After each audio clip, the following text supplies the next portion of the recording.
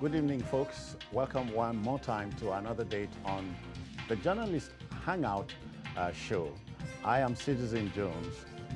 Let's begin this evening by telling you May 29th special edition of this program comes up tomorrow from 5 to 7, and we'll be featuring Lagos State Governor Babajide Sanwo-Olu.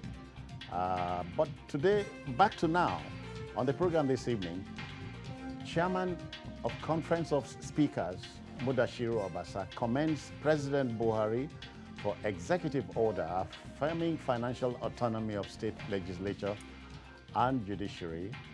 Diaspora Commission Chairman, Dabiri-Erewa, Minister of Communication, in war of words, as Pantami evicts NIDCOM staff from NCC Annex building in Abuja, and later on, Kogi joins list of states with COVID-19, records first 2 cases, just as Nigeria gets a record high daily infections of 389. I'm hanging out with Babajide Kolade-Otitoju. Biko, I greet you. Good evening to you. Good evening. Solomon Ajuziogu is here. Solo, I greet you too. Greet you too. But gentlemen, may I just add my sympathies to the family of Wahid Bakari. We miss him. Wahid, you were here. We'll always miss you. I hope your family, both nuclear and extended, would have the fortitude to bear your loss. We're sorry. All right, the team is ready. I hope you are.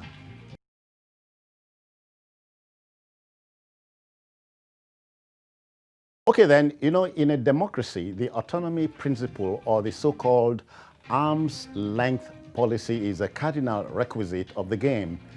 In our peculiar practice of representative democracy, the autonomy concept is open to chaotic and sometimes perplexing interpretations. Speakers of the houses of assembly around the country have hailed President Muhammadu Buhari for signing Executive Order Number 10, which seeks to facilitate the implementation of financial autonomy for state legislatures and the judiciaries, as enshrined in Section 1213 of the 1999 Constitution as amended.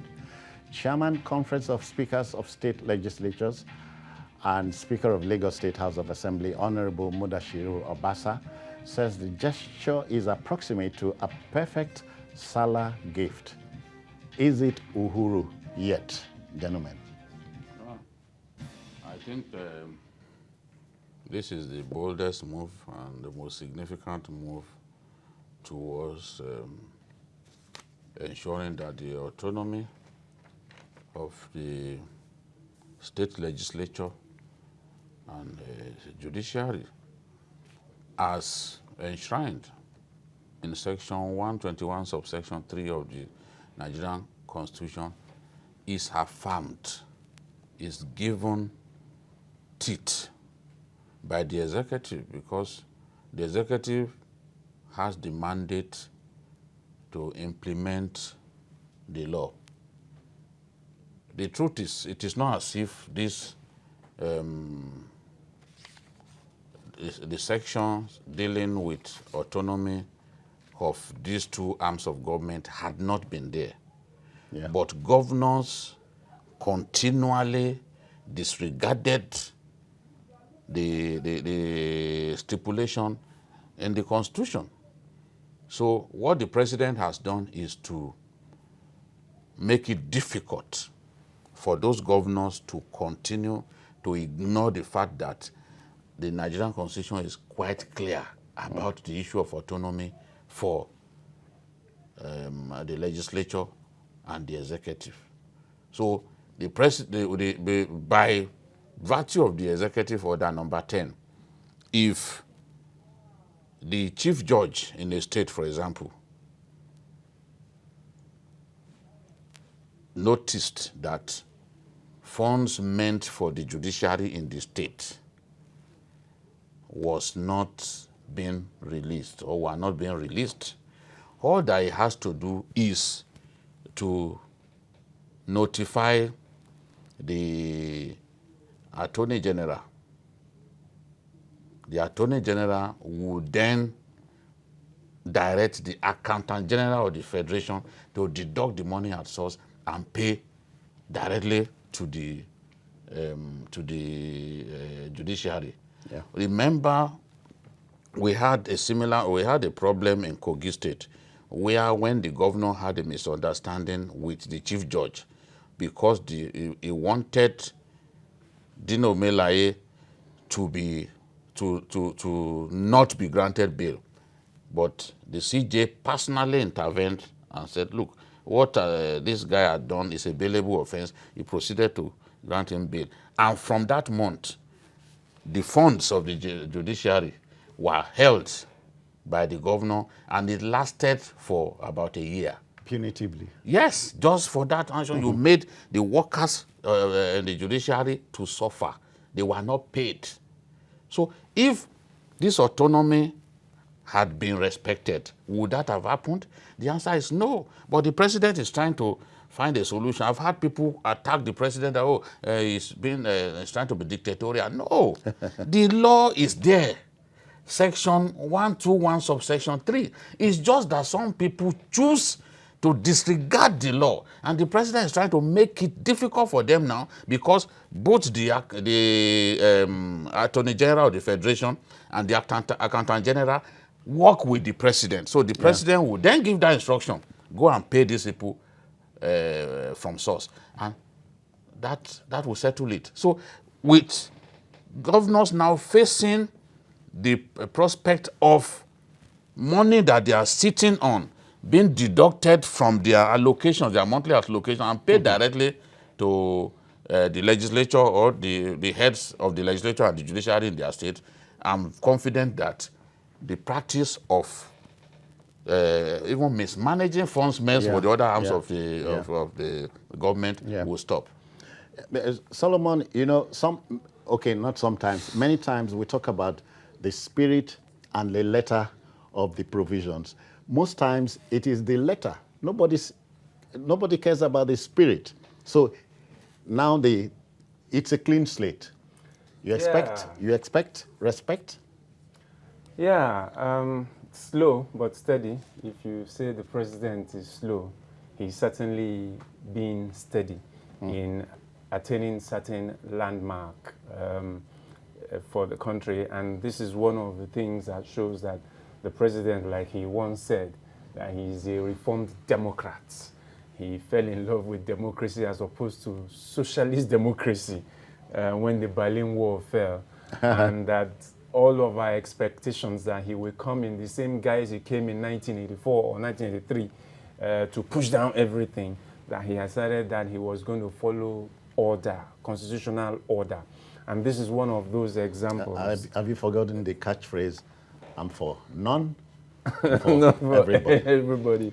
So this is a gradual move towards what we call fiscal federalism. Yeah. It's coming slow, but we're making steady progress, that arms of government and tiers of government can enjoy federalism at its peak, at its highest level. We are not there yet, but we are moving gradually towards that direction. Yeah. You remember that last year as well, under this administration, in June precisely, 2019, the Financial Intelligence Unit also came out with an order concerning local governments and their financial autonomy. So the president has done well with this.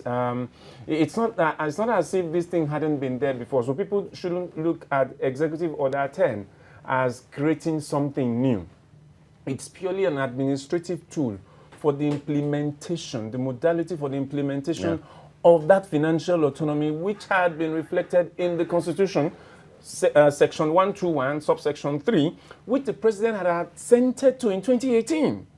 So you see that since 2018 till now, these things have not been executed. And so the president had to come up with a plan. Okay, how do we ensure that this thing is implemented? I think it's a good move in the right direction. The man who would have probably taken the glory for all of this was President Obasanjo, who for a time allowed the direct subvention. Subvention to the local government. Yeah. To the local government, but then stopped it somehow because maybe the governors didn't like it or whatever. But this is a bold step, and I'm impressed by President Muhammadu Buhari. Okay, Jide, the governor of Ekiti State, who doubles as the chairman of the Governors Forum, is saying we have to meet and agree. Is anybody on the same page with the presidency?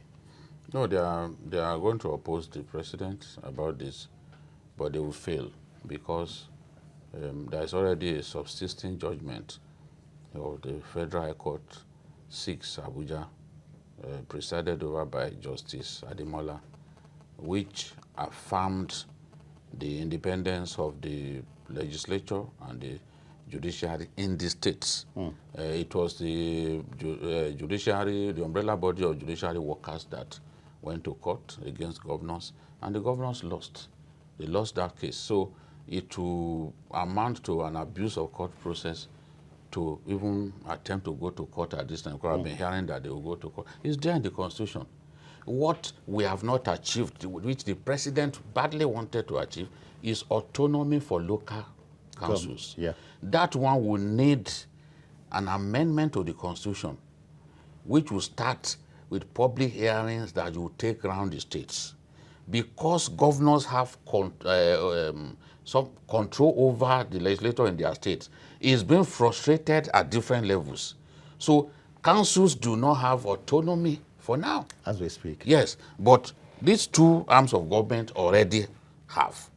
So it's all that the president has done, and the president has already expressed a desire that he would want the local councils to have autonomy. Some governors on their own will not touch the funds of the local government, but many governors continually touch the funds of local government across the country. Mostly in many states, I don't remember local because of government elections. Yeah, what we have, because of what we have, they call it joint account of state, JACON. So once the funds come in, the funds go straight to the state account. That is the problem. The moment you begin to send funds directly to this thing, it will be difficult for you to touch their fund. So they have a meeting in the guise of joint account, and the governors will then say, okay, how many, I think I should give you so amount this time. No, that local government, no, this you can't get this much. It's been an emotive issue. You must be on the good books of the governor to have anything. And the governors, many council chairmen have been dismissed on account of challenging governors on this. But I know that one day that amendment will come, and they too can enjoy the autonomy that the legislature has at this time.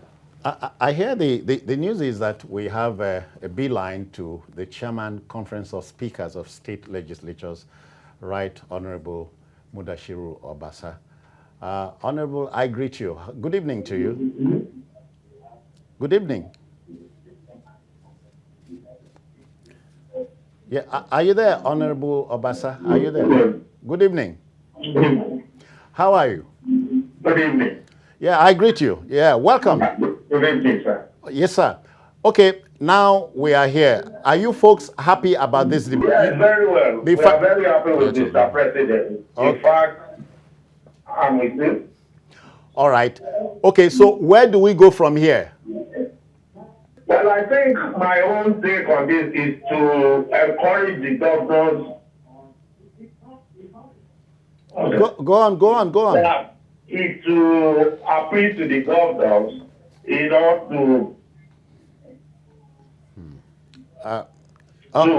to collaborate with Mr. President. All right. And ensure implementation of this executive order. For me, I don't see anything. I don't think this will bring about any challenge or confrontation with the governors, because the essence of this executive order to me is to ensure that democratic system is being entrenched in our country, and secondly, to strengthen democratic institutions. All right. Okay, over time, Nigerians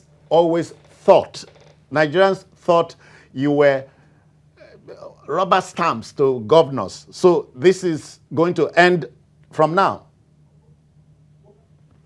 Did you get that? Okay, Honorable Mudashiru, are you there? Okay, we'll attempt to get back to him. But Solomon, you know, being your own man in a democracy, especially in a typical, peculiar environment like Nigeria's, is a tall order. So we are looking at the spirit and the letter of the Constitution. There are many folks who had said over time, oh, restructure the polity and so on. This is one sure way of going about that route. Well, naturally, because some of the things haven't been working and the spirit of the Constitution hasn't been followed, there are constitutional provisions, fantastic constitutional provisions. But then, because we have not followed the spirit of it, so people call for restructuring, people call for change. I think that it's a way of interpreting the constitutions properly for what exactly the framers of the Constitution intended to be, no matter how defective you may think the 1999 Constitution is. There are still certain fantastic provisions of this Constitution. This is one of it. I hear we can go back to Right Honorable Mudashiru Obasa. Welcome back. Good evening again. Good evening. Yeah, sorry. I'm saying now we can move the country forward following the spirit and the letter of the Constitution, right? Yes. So you are no longer tied to the apron string, strings of the governor, right? Yes. Yes. Do we expect all 36 of you to be on the same page? Exactly, we are already. All right. We got to this stage because we are in support of this from beginning.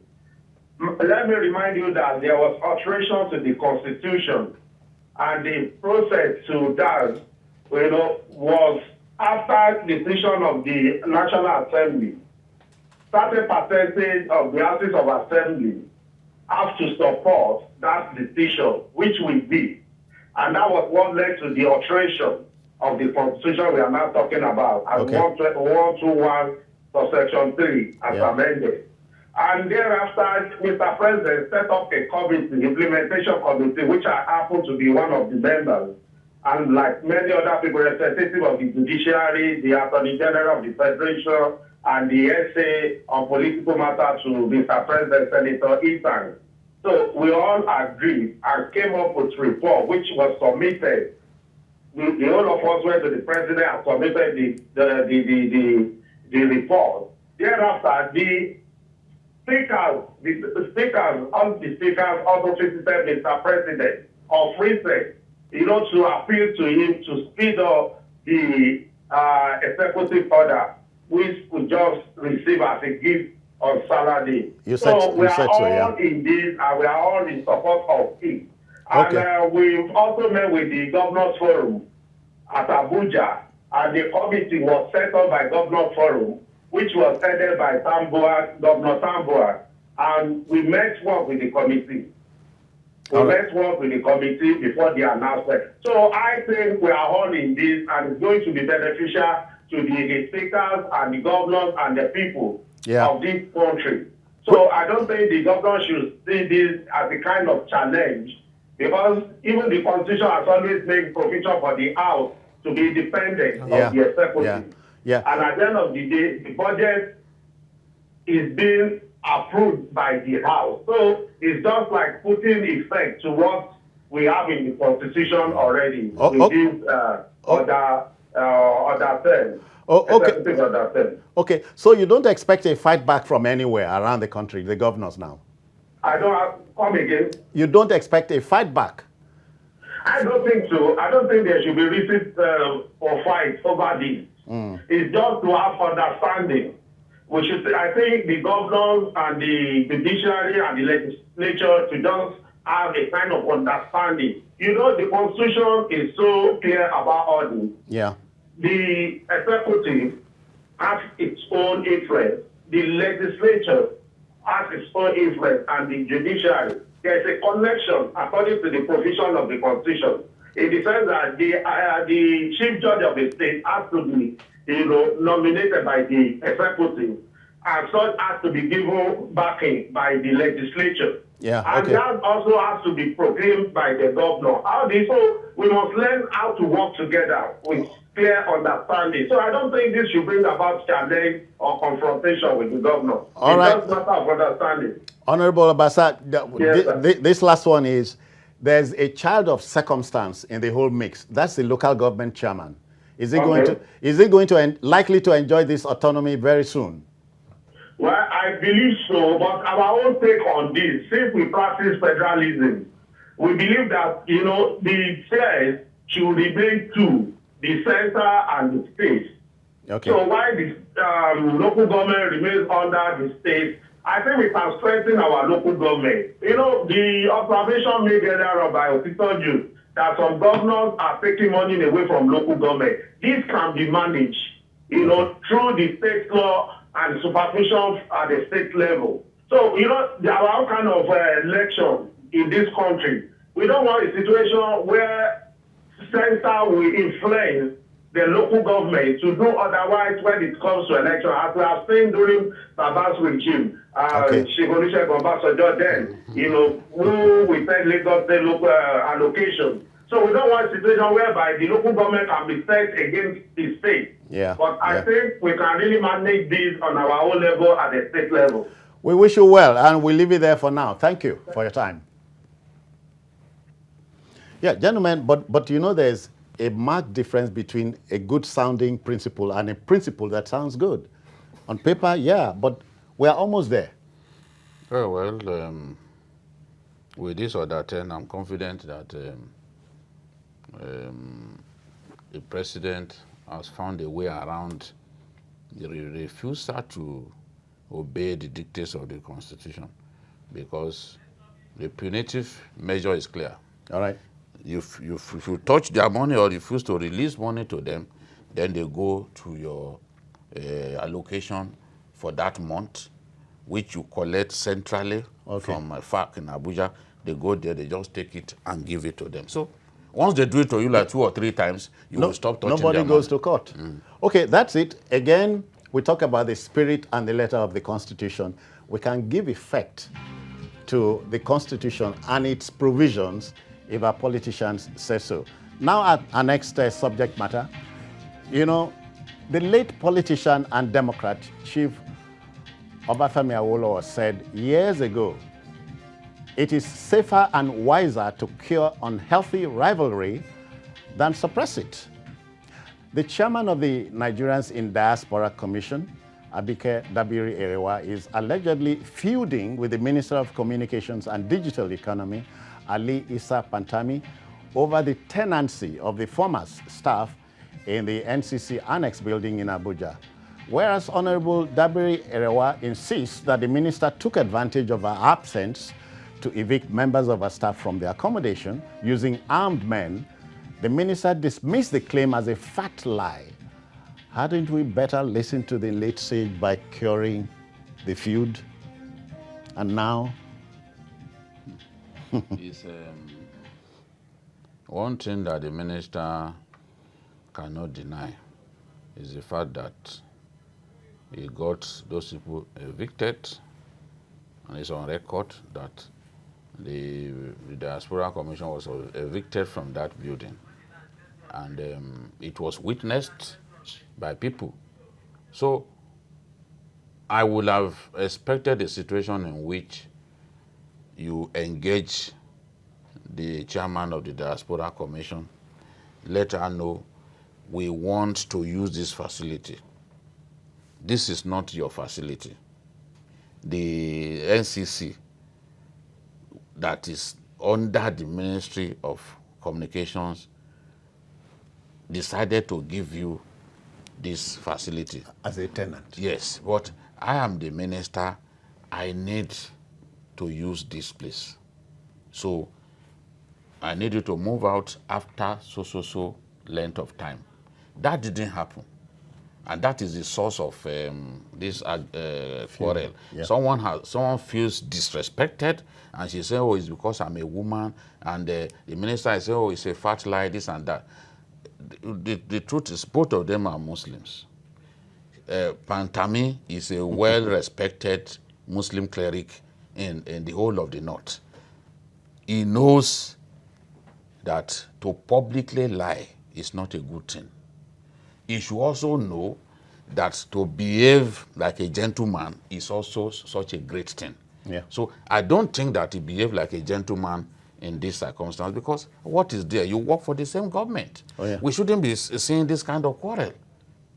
Ultimately, Abike will get another facility, most likely a permanent one, that maybe she will rent for some time before the government can. It's a problem in Abuja. Not all of the ministries have where they can keep their staff. Where you have up to 140 staff is a challenge. But I know that ultimately they will find a building for them to rent, and ultimately government will give her a permanent structure of her own.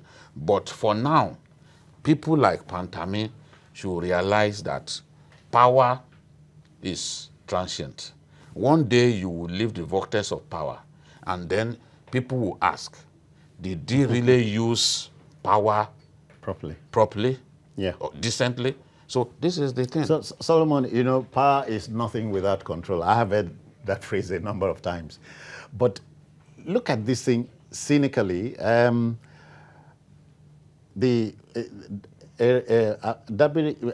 Dabiri-Erewa is saying, this man is a misogynist. He doesn't like women. And these are appointees of Mr. President. Okay, let's take a breather now and come back. Please just stay. Don't go away.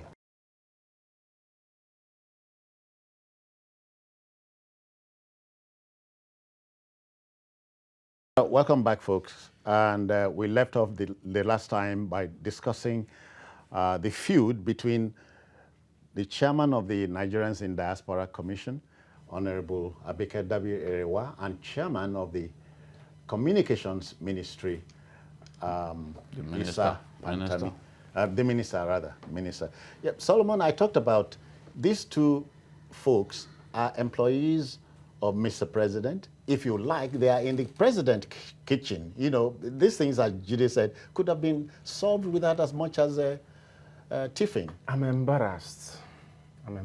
As a Nigerian, I'm embarrassed that it appears that agencies of government are working at loggerheads, it seems to me, and I do not understand what in the world would have constituted a situation where both of them will be against each other. But I must say that the Diaspora Commission has always been, on testy grounds, as it were, since its establishment. You know, since the bill was passed in the National Assembly, it took a very long time before even, you know, the commission was set up with Abike Dabiri-Erewa made the chairman and chief executive of it.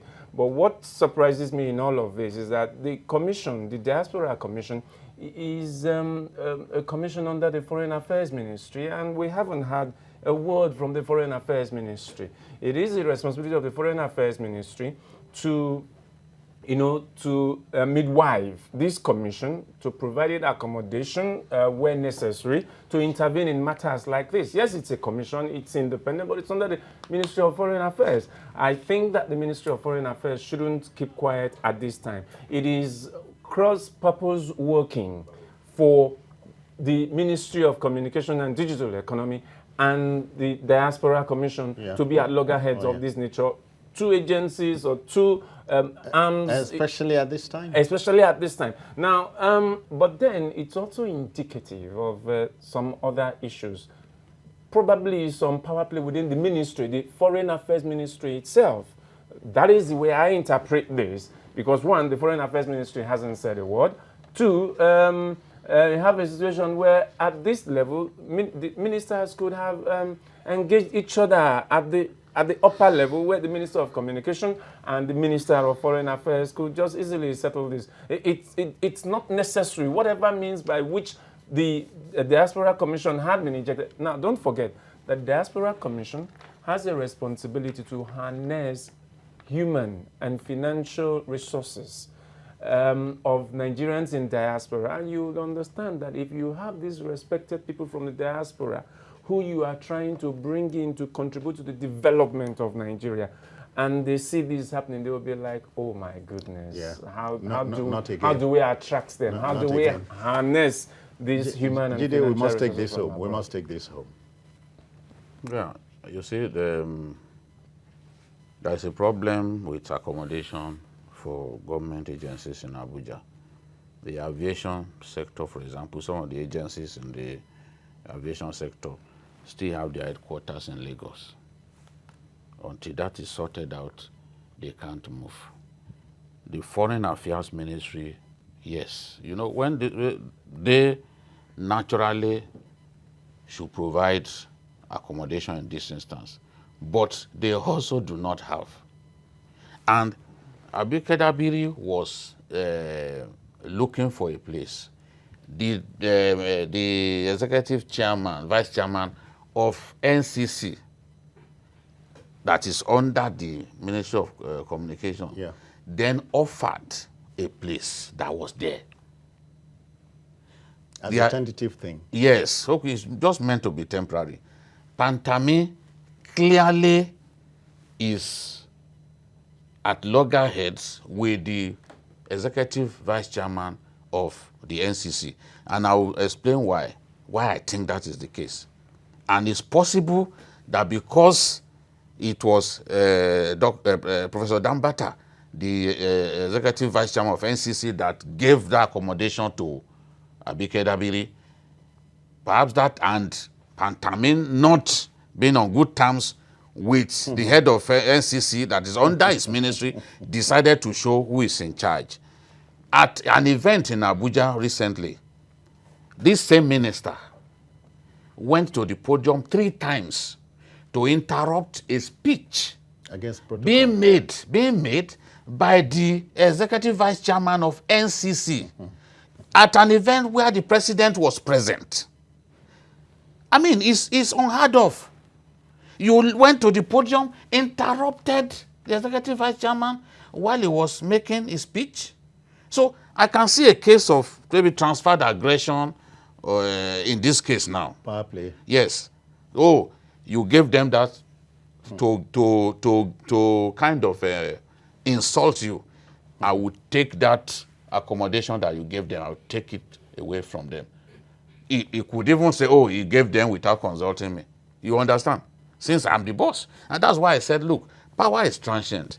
Sheikh Pantami must realize that he cannot be minister forever. The truth is, the people work with the president. We've seen this happen again and again and again, where agencies of government will be working across purposes. They will even go before the National Assembly and be antagonizing one another. The president must put an end to this kind of things because it makes no sense at all.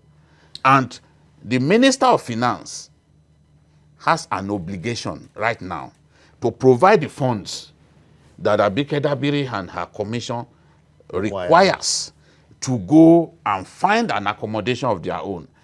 Pantami must be told to release the equipment of staff that were seized. Left behind here. Okay. Yes, that were seized when this eviction happened, because a lot of them are personal effects of those workers. You know, it's like you have your own personal computer, it's on your desk, and somebody comes, packs everything away. So this has to stop. People who work for the president must respect the president by not embarrassing him with their actions, because at the end of the day, it bounces off negatively on the president, and they should know that. All right, we'll leave it there. And again, Solomon, the idea is not to humor you. When we say when 2 elephants fight, when they are also involved in a love tango, it's the same grass.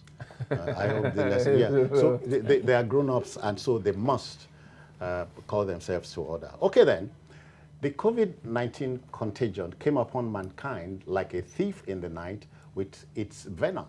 The first confirmed case in our country was recorded on February 27th this year, with Lagos, Ogun, and the FCT leading other states over the weeks. All 36 states, 36 states but two, namely Kogi and Cross River, against the odds, were yet to record any confirmed case. But all that changed on Wednesday, May 27th, when the Nigeria Center for Disease Control, NCDC, broke the cheerless news that Kogi has at long last recorded its first two cases, along with 387 other ones, wishing Cross River State very well. Meanwhile, compliance with safety regulations remains an issue across the country. Let's take you to Abuja, where the FCT task force team arrested some violators of restriction of movement. Watch this.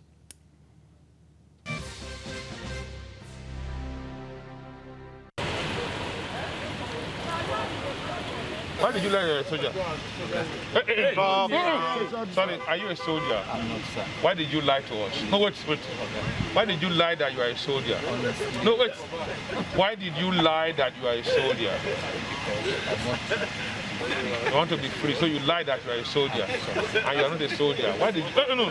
Stand up! Stand up! We are not God. Stand up for God now. We are not God. Stand up! We are not God. If you are not a soldier, no, listen now.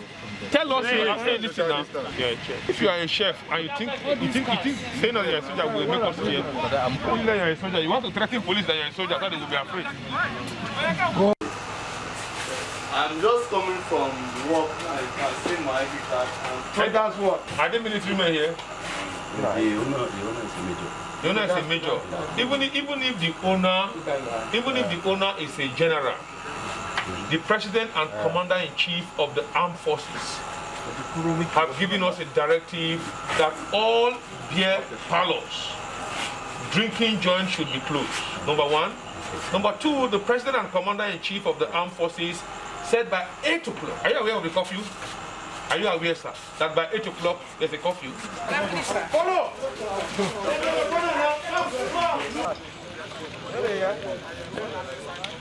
Why have we not closed? It's almost to 11. When is the curfew supposed to start? When is the curfew supposed to start? Time now is to 11. Why have you not closed? Sorry, sir. I'm going to see your friend inside the coffee. Do you know if you want to put your hands down? Put your hands down.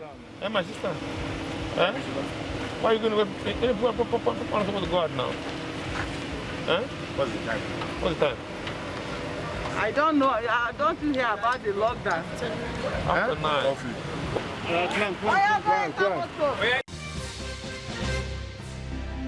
Gentlemen, unquestionably Nigerian. Unquestionably. That's the way we are. There's no law that we don't feel comfortable to break. Some of our people are drinking while the rest of us are supposed to be inside our homes. But you should expect that if you want to spend this time drinking and enjoying yourself, you will be resisted because the law is there to stop you. If you want to be going to strip bars at this time, keep the strip bars working at this time. You will be resisted. And that's what those guys in Abuja are doing. And it's like that too across the country. People have been forced to obey the laid down regulations guiding the lockdown. That is the only way we can keep the virus from spreading rapidly. As it is now, the rate at which we are going, we will eventually catch South Africa. There's no country in Africa where the virus is growing at an exponential rate like in our country. Oh, yeah. Yet, we know that we have not done very well in the area of testing. Otherwise, we would have been able to see that a lot more Nigerians are actually carrying this virus than the statistics show to us. Okay. Yeah. Kogi when you look at Kogi, for example, I can't be surprised that eventually they can deny. They can deny. I've always felt that there's a policy in that state of suppressing tests. Deliberate. Yes. Of suppress. You see, because you look at how that state is positioned, that is the state that connects the north to the south.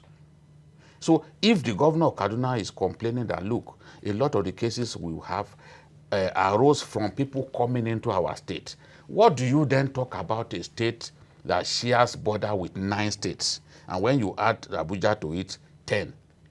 Abuja alone has more than 500 cases. And that is probably the closest state to you. Yeah. If we can call Abuja a state. So all along, my feeling is that if you allow tests to take place, in Kogi, for instance. In Kogi, supervised by NCDC officials, because they are the ones to even approve the test facility in the first place. Yeah. We will have more cases. It's against the grain to imagine that a state in Nigeria will not have any case. Contiguous to? Of a virus that has already breached international borders. You are saying that it won't be able to breach national borders. I mean, it flies in the face of logic. So this is what is happening. Solomon, the Kogi state government has roundly rejected the purported COVID-19 cases status report, and so on. The Commissioner for Health in the state, Saka Haruna Audu, said, contrary to the report, we do not have any such thing in Kogi state. This is a deliberate attempt, it says. Is it up to the Kogi state government to determine whether they have it or not, or the NDDC? Or NCDC. Yeah. It is the NCDC that is vested with such powers. But in the face of this scuffle, in the face of this misunderstanding about a desire to conduct tests and to be able to affirm indeed whether there are cases in Kogi or not, I think that the only solution is that whatever grievances the Kogi authorities, the Kogi government, the Kogi state government has, it has to sit with federal representatives, in this case the NCDC, to work out a modality for testing. If you do not trust the modalities, the test procedures, then you need to work out something. For instance, in Tanzania didn't say that there is no coronavirus.